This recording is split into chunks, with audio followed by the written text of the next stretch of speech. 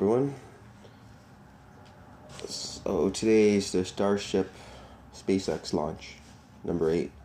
So I'm gonna check that out.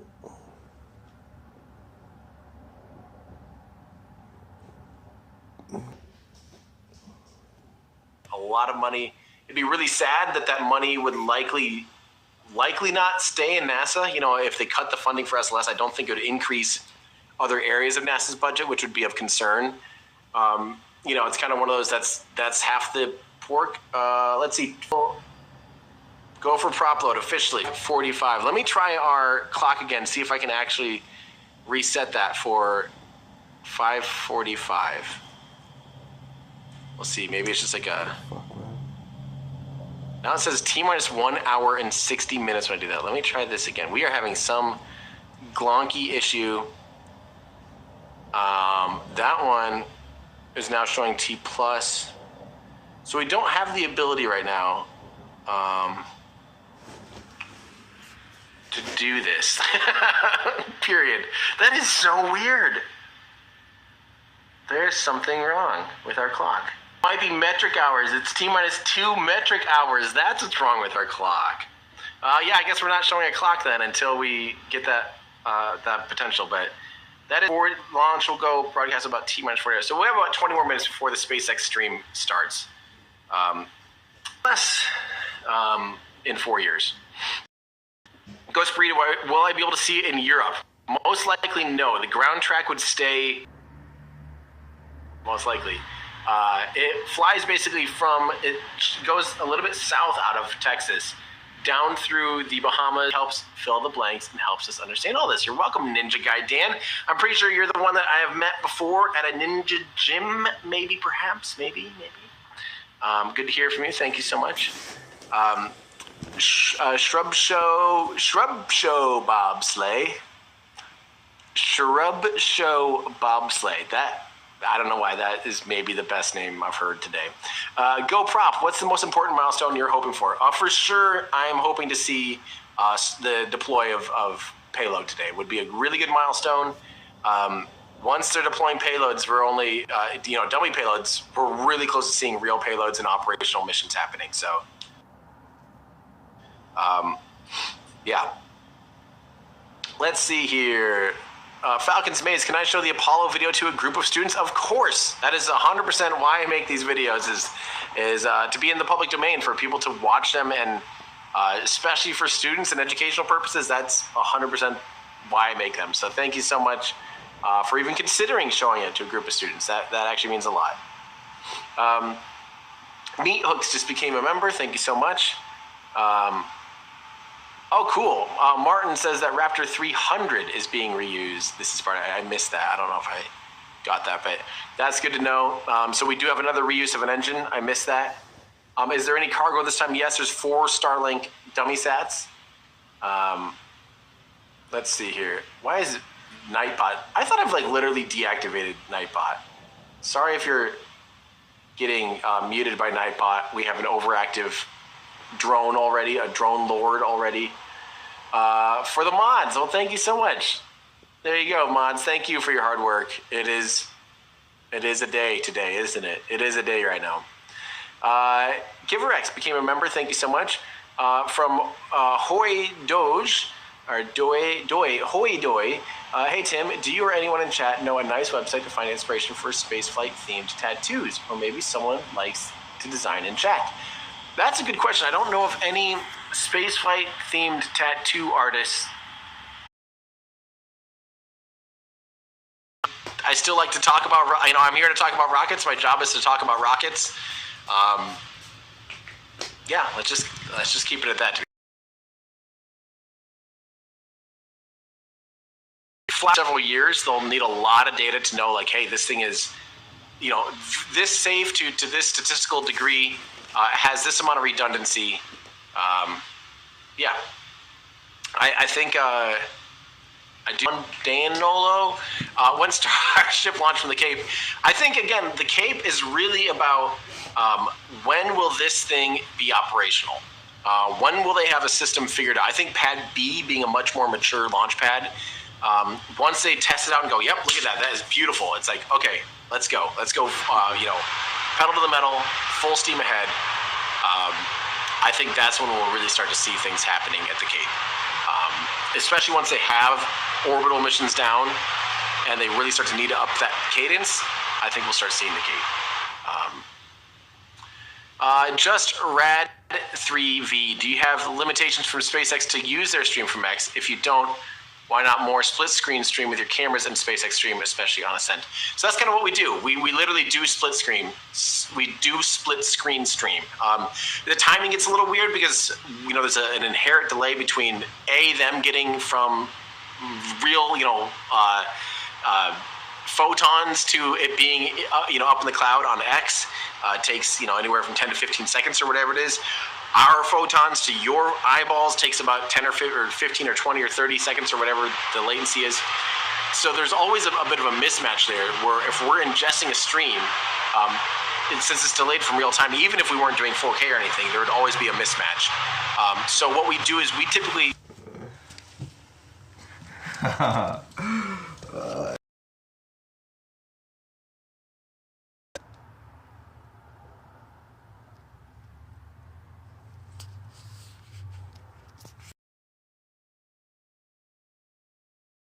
Have a great launch night. Thank you so much. Craig Johnson, if human Starship has problems after launch, could it safely splash down or will it need backup towers downrange? I don't know. That's quite far in the future for them to be able to have that many abort modes of what if Starship needs to abort from the booster? Elon had talked about that a long time, in 2019, had the conversation because I was saying, I really think there should be an abort. And he was trying to say that they could use...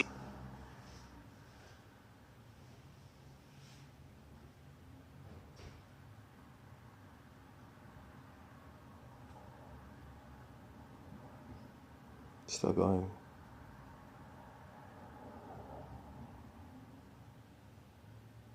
What's a gap?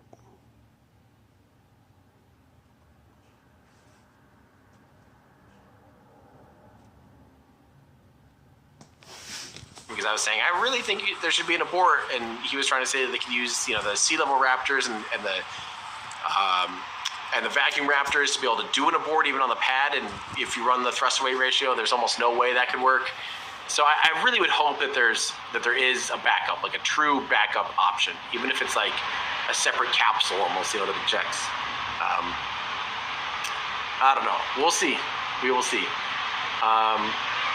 Let's see here. I think I'm missing some really generous donations, and I will try to get to them as soon as I can. So sorry if I'm missing some of your stuff, guys. LTB says, obviously we need landing gear on Mars. Starship landing gear is heavy. What kind of redesigns and balance of weight distribution does SpaceX need to undertake to change its current version? So remember, Starship is not a one-size-shoe-fits-all. There's going to be optimized versions for every different walk of life. We talked about this in a long time ago in a video about Starship versus Falcon 9. Unlike Falcon 9, which basically just has a fairing version and a no fairing version, Starship will have a cargo variant that has the alligator doors. It'll have a Pez dispenser door. It'll have tanker versions. It'll have crew versions. Hopefully it'll have the landing system version on Mars. It'll have a different landing system version for the moon. It's just completely, that's the beauty of having this giant manufacturing facility and all these people able to make changes, is when you have a different design come through, it's not a huge deal. If SLS made a change, it'd take 10 years, right? And that's its biggest problem. It's they're trying to upgrade to the exploration upper stage, and just ramping that up has taken way too long, just ridiculous. And I think that's, the beauty of having all of this built-in stuff, being able to literally see these things, come together and make changes on the fly when it comes to, hey, we're going to change this up to be a different, add landing legs or whatever. They can literally manufacture it and produce that stuff all in-house right there. Super Fish Fry, thank you so much. I don't know why we're naming things. I've never liked that. I don't like having to change names for anything, but I appreciate that. 3D print, wait.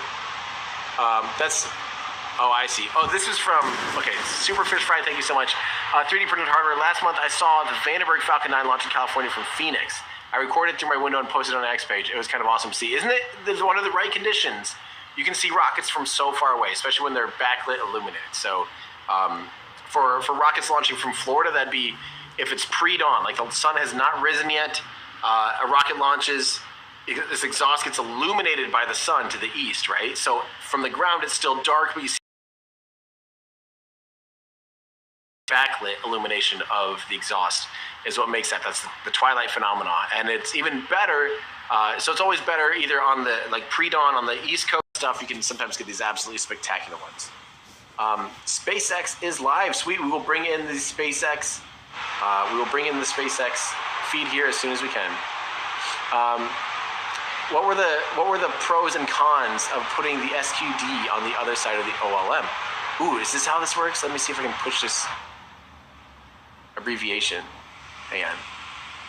There's like a new system we have that I think will push the abbreviations, but I don't know how that works. Oh, poop. I think I'm messing something up. Anyway, disconnect on the other side. This is definitely a question for Zach. Zach Golden is, the master of stage 0. But if you have the SQD on the other side, you have the chance of at liftoff, it does kind of a bit of a power slide. It kind of tries to get away from the tower, right? It has a little bit of a diversion maneuver.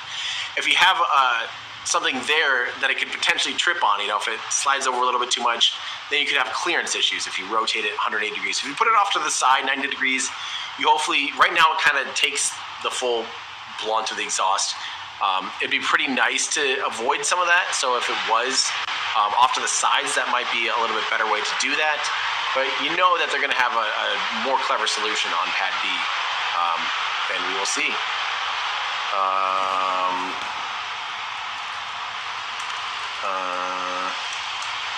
We're working on getting we'll have the X feed live once they start talking. So they're doing their music thing. We'll get them ready to go live as soon as they actually go live for real. This is from Joshua Plays. Do you think we will see a launch, and if so, will we see a catch? I think they're going for launch because they're well into fueling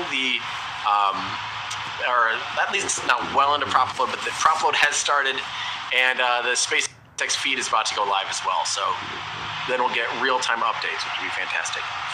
Thomas Mall, thank you for sharing your scientific knowledge and keeping the chat about things that matter. Thank you so much for that friendly reminder as well, Thomas. I think it's surprisingly challenging, but I do need to do it. That'll be a goal for this year, is to do another meet and greet. I still need to do a Midwest meet and greet, but yeah, we'll have to plan that one out. And that's the other hard part, is like, how do you plan a meet and greet when this thing's launching every month at this point? And like, how do you plan any part of your life when this thing's launching once a month and everyone expects us to do full coverage of these? And I still like to cover it. We're still seeing milestones, but really quickly we're going to be moving away from this thing being exciting and new milestones to being completely ordinary and mundane. And I don't know what the off ramp of that looks like, because never had to really think about that. I mean, I guess we did for Falcon 9. Like, once Falcon 9 started landing all the time, it was just like, oh yeah, another Starlink launch. Actually, Starlink was pretty much the turning point for Falcon 9. Starship will have that moment here, I think, already within the next year or two for sure. From SC1338, hey Tim, when will the model be available again, and will the ship land in the Gulf of America this time, you think? No, the ship better not be anywhere near the Gulf of America or the Gulf of Mexico, previously known as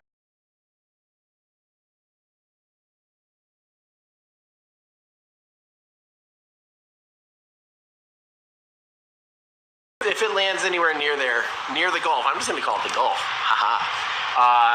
then yeah, it'd be very bad if it lands in the Gulf. It needs to overfly the Gulf like it has previously. It needs to land in the Indian Ocean. That would be good. Or are we changing that now to like the China Ocean? I'll keep calling that the Indian Ocean for now, because I don't know if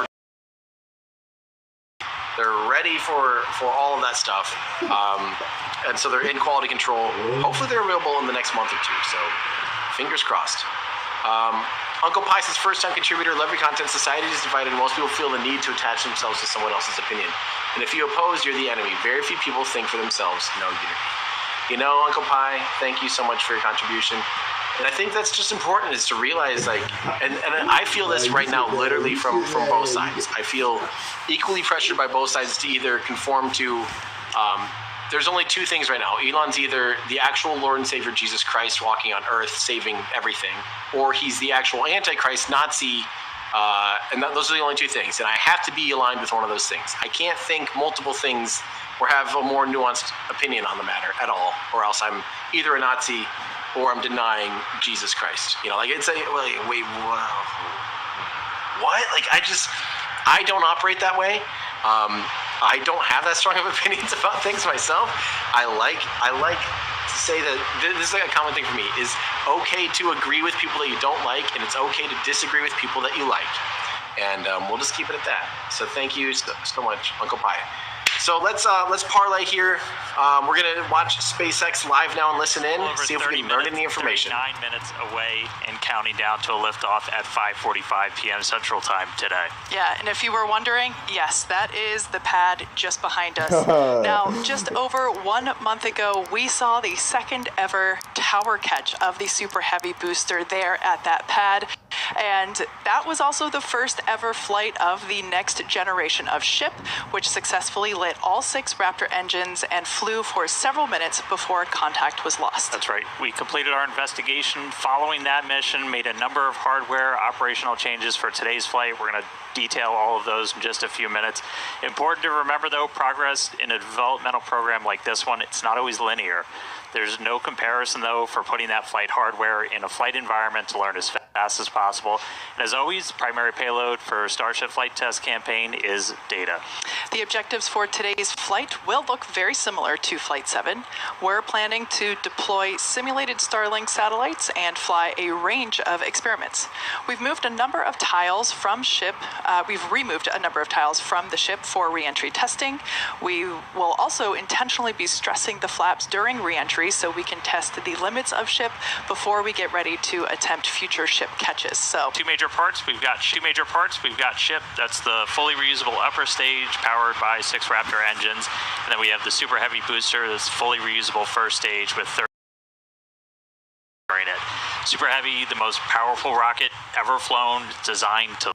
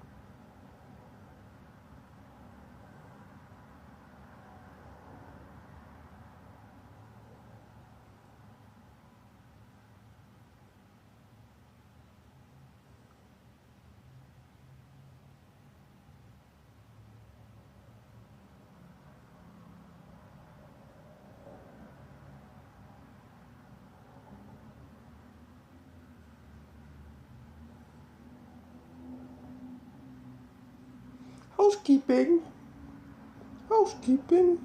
Last year I had 3 email rent receipts disappear. I had my lease rental agreement from Gmail disappeared. And also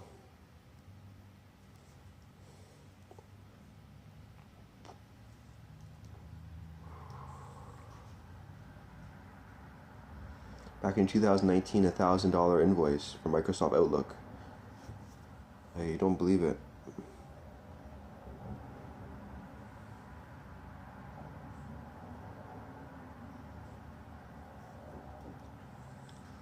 So this is the Coinbase mining app. I'm mining XYO Oracle. It's not worth anything. It hasn't been certified and it's not part of the US Federal Digital Reserve now. Just 5 of them. Kind of cool map.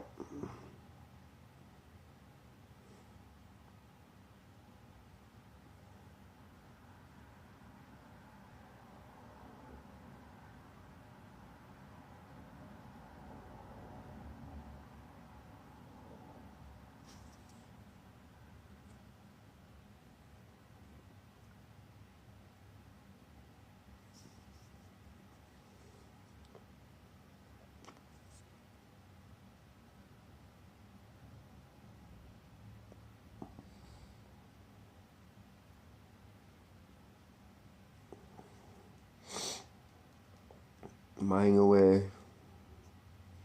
You do like geo drops, drop some of your coin, and drop like, I almost dropped everything actually, over 10,000.